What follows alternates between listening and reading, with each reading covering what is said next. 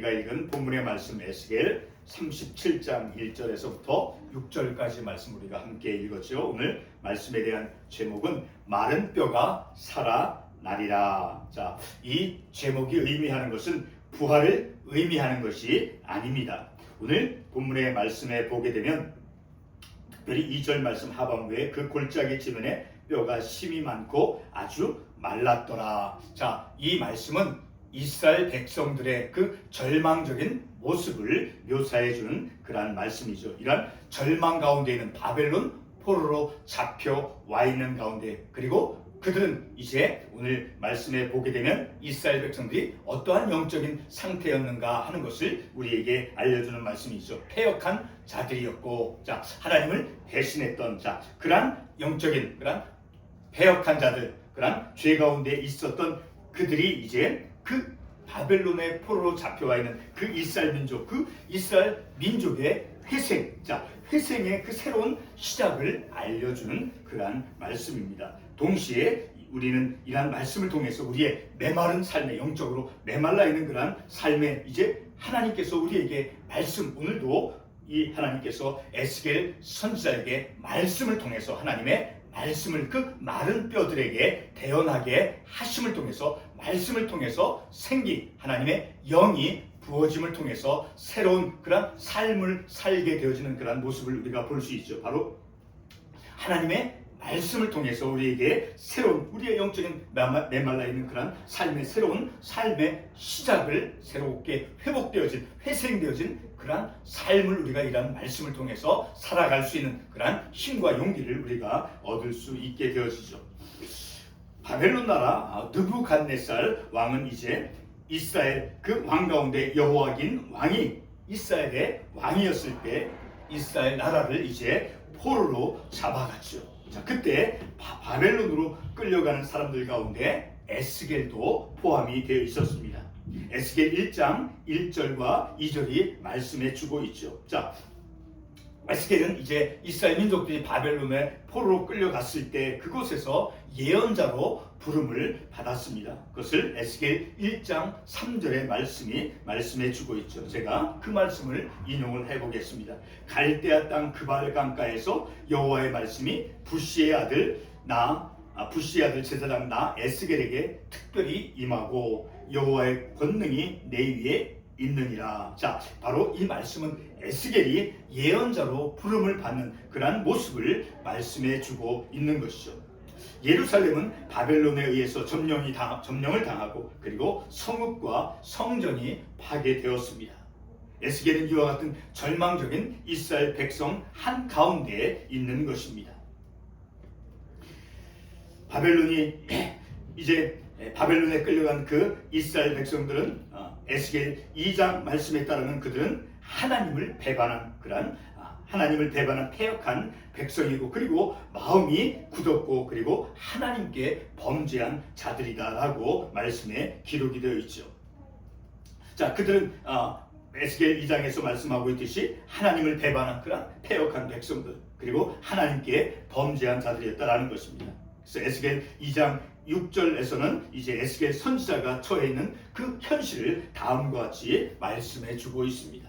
인자야, 너는 비록 가시와 찔레와 함께 있으며 전갈 가운데 거주할지라도 그들을 두려워하지 말라. 그들은 패역한 족속이라 라고 말씀하고 있죠. 바로 바벨론에 끌려와 있는 그 이스라엘은 가시와 그리고 전갈과 같고 그리고 찔레와 같다라고 비유적으로 말씀해 주고 있습니다. 전갈은 어떠한 생물입니까? 바로 열대지방에서 서식하며 그 곤충을 잡아먹고 사는 무서운 그런 독침을 가진 생물입니다. 찔레도 역시 날카로운 가시를 가진 그런 식물이죠. 비유적으로 가시와 찔레와 같고 그리고 전갈과 같은 그런 이스라엘을 에스겔 2장 7절은 그들은 심히 패역한 자다라고 말씀해 주고 있습니다. 이와 같은 패역한 이스라엘은 오늘 본문의 말씀에서 에스겔의 그 환상 가운데 마른 뼈의 모습으로 나오고 있습니다. 하나님께서 환상을 통해서 에스겔에게 골짜기의 마른 뼈들을 보여주고 있습니다. 오늘 우리가 본문의 말씀을 통해서 가장 중요하게 우리가 깨닫고자 하는 것은 바로 하나님은 생명의 주인이시며 그래서 생명과 소망이 없는 그런 마른 뼈와 같은 그런 인생에게 오직 말씀으로, 오직 하나님의 말씀으로 살아나게 하신다라는, 다시 회생하게 해주신다라는 것입니다. 그러나 하나님께서 생명과 소망이 없는 자를 살아나게 하시는 그 목적을 본문이 분명히 말씀하고 있다는 것을 우리는 놓쳐서는 안 되는 것입니다. 6절에서 이렇게 말씀하죠. 내가 여호와라는 것을 알지어다. 내가 여호와라는 것을 알게 하신다라는 거예요. 에스겔 선지자를 통해서 하나님께서 그 마른 뼈와 같은 그 이스라엘 백성에게 바벨론 포로로 잡혀와서 그 절망적인 상태에 있는 그런 이스라엘 백성들에게 하나님의 말씀을 그가 에스겔을 통해서 대언하게 해주심을 통해서 그들이 회생되어지는 그 목적은 바로 여호와 하나님을 알도록 함이다라는 것을 우리가 이 말씀을 통해서 알 수 있죠. 성도 여러분, 동물의 뼈든 사람의 뼈든 죽은 시체의 뼈를 다시 살아나도록 하는 것은 불가능한 것이죠.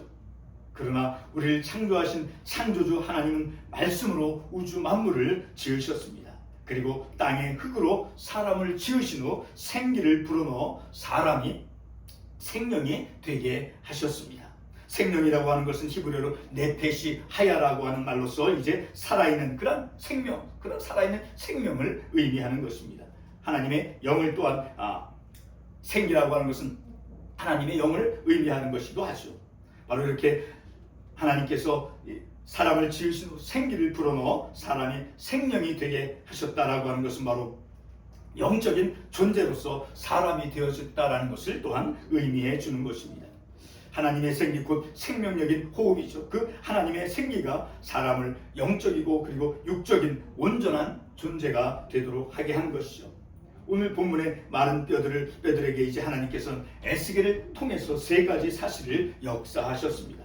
그런데 하나님께서는 어떠한 상황 속에서 역사하시는 것입니까? 본문 2절 말씀에 보게 되면 그 골짜기 지면에 뼈가 심이 많고 아주 말랐더라라고 말씀하고 있죠. 아주 절망적인 현실을 보여주고 있는 그러한 말씀이죠. 이 말씀은 이스라엘의 그 전적인 절망의 상태를 반영해 주는 것입니다. 이와 같은 전적인 절망 가운데서 하나님은 에스겔을 통해서 세 가지의 그 역사를 행하십니다. 첫 번째로는 본문 4절 말씀에서 에스겔이 이제 마른 뼈들에게 하나님의 말씀을 대언합니다. 이렇게 말씀하죠. 너희 마른 뼈들아 여호와의 말씀을 들을지어다. 그 마른 뼈를 향해서 그 절망적인 현실 가운데 있는 이스라엘 민족 바벨론 포로에 끌려와 있는 그 절망적인 그 현실 가운데 있는 이스라엘 백성들에게 에스겔은 하나님의 말씀을 대언하고 있다라는 것입니다. 에스겔은 이 마른 뼈들의 그 절망적인 상황을 향해서 여호와의 말씀을 선포합니다. 두 번째로는 하나님의 생기가 마른 뼈들에게 들어가 살아난다는 것입니다. 마침내 본문 10절 말씀에서 하나님의 말씀이 에스겔을 통해서 대언되어져서 뼈들이 서로 연결이 되고 그리고 힘줄이 생기고 그리고 생기가 죽은 자들에게 부러져서 살아났습니다. 자, 이러한 회생을 이제 절망 속에 이스라엘 백성들에게 적용을 하면 바로 그들은 바벨론에 포로로 잡혀갔죠. 그 포로로 인해서 이제 이스라엘은 땅을 잃고, 그렇죠, 조국의 땅을 잃고 그리고 외국에 흩어져서 삶을 살았죠. 다시 말해서 그들에게는 더 이상 이제 소망이 없고 미래가 없는 그런 민족이죠. 그렇게 소망이 없고 미래가 없는 그 이스라엘에게 하나님의 새로운 창조 행위가 나타나고 있다는 것을 우리가 말씀을 통해서 알 수 있게 되어지죠. 절망 속의 그 이스라엘뿐만 아니라 오늘 우리의 절망스러운 삶에도 동일하게 적용이 될 수 있는 것입니다. 특별히 회생의 그 가망성이 없어 보이는 듯한 우리의 형제 자녀의 그 중한 병을 향해서 그 전능하신 하나님의 말씀, 그 전능하신 하나님의 말씀으로 대언할 때 우리가 그 절망적인 상황 속에서 하나님의 그 놀라운 능력을 우리가 기대하고 그것을 우리가 경험할 수 있을 것이다 라는 것입니다. 바로 인간의 그 절망, 우리의 한계로는 우리가 어떻게 행할 수 없는 그러한 인간의 절망을 향해서 창조와 그리고 생명의 능력이신 그 하나님의 말씀을 선포한다는 것입니다. 바로 이렇게 인간의 절망을 향해서 바로 오늘 본문의 말씀에 나온 그 마른 뼈들과 같은 그런 소망이 없고 그리고 미래가 없는 그런 그리고 멸절되어진 그런 현실, 그런 소망이 없고 그 절망적인 현실을 향해서 에스겔 선지자는 하나님의 말씀을 대언했다라는 것입니다. 하나님의 말씀을 선포하는 것은 본문에서 바로 에스겔의 몫이었던 것처럼 바로 에스겔에게 그 주어진 책임, 하나님의 말씀을 절망적인 상황 가운데 있는 그 이스라엘 백성들에게 외쳤던 것처럼 바로 삶의 절망과 그리고 무력한 인간이 만들어 놓은 그런 무덤, 그 절망과 무력한 그 인생이 놓여져 있는 그 무덤 속을 향해서 하나님의 말씀을 선포하는 바로 절망 가운데 있는 오늘 본문의 말씀, 특별히 12절 말씀에 보게 되면 12절과 13절에 너희 무덤을 열고 너희로 거기에서 나오게 하고 13절에 내 백성들아 내가 너희 무덤을 열고 너희로 거기에서 나오게 한즉 너희는 내가 여호와인 줄 알리라. 바로 그 절망적인 이스라엘 백성들, 그들이 바로 무덤 속에 있는 것과 같은 그런 비유로 말씀해 주고 있는 것입니다. 바로 이렇게 삶의 절망과 그리고 무력한 인간이 놓여져 있는 그 무덤 속을 향해서 하나님의 능력의 말씀, 전능하신 하나님의 능력의 말씀을 우리는 선포해야 된다라는 것입니다. 그러면 하나님께서 우리의 그 절망 속에서 하나님의 영은 바로 역사하실 것이다 라는 것입니다. 이렇게 말씀하고 있죠. 이 뼈들에게 이같이 말씀하시길 내가 생기를 너희에게 들어가게 하리니 너희가 살아나냐. 하나님의 생기가 하나님의 영이 부어짐을 통해서 다시 회생이 되어진다라고 말씀하고 있죠. 다시 말해서 전능하신 그 하나님의 그 전능하신 그 치료의 하나님이 역사하신다라는 것입니다.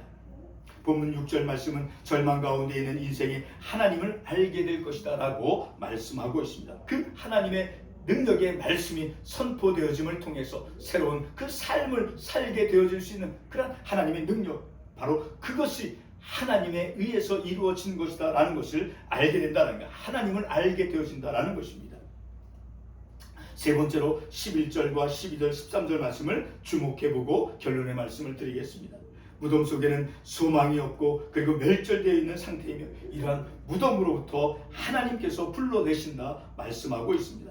그래서 절망과 소망이 없던 그런 무덤으로부터 불러내신 이가 바로 여호와 하나님이심임을 알게 된다라고 말씀하고 있습니다. 결론의 말씀을 드리겠습니다. 골짜기의 뼈들과 같은 그런 말라있고 소망이 없고 멸절되어 있는 그 이스라엘을 무덤으로부터 그 무덤을 열고 무덤으로부터 나오게 하시는 바로 생명의 하나님, 살리시는 하나님임. 그 하나님은 살리시는 하나님, 그 능력의 하나님이다라는 것을 깨닫게 되어진다라는 것을 말씀은 우리에게 말씀해 주고 있죠. 바로 이 하나님께서 우리의 형제 자녀의 그 중한 질병과 소망이 없어 보이는 그 절망으로부터 살아나게 하실 것이다라는 것을 또한 우리는 깨닫는 것입니다. 7절 말씀을 다시 한번 보겠습니다. 본문 7절 말씀에 이렇게 되어 있죠.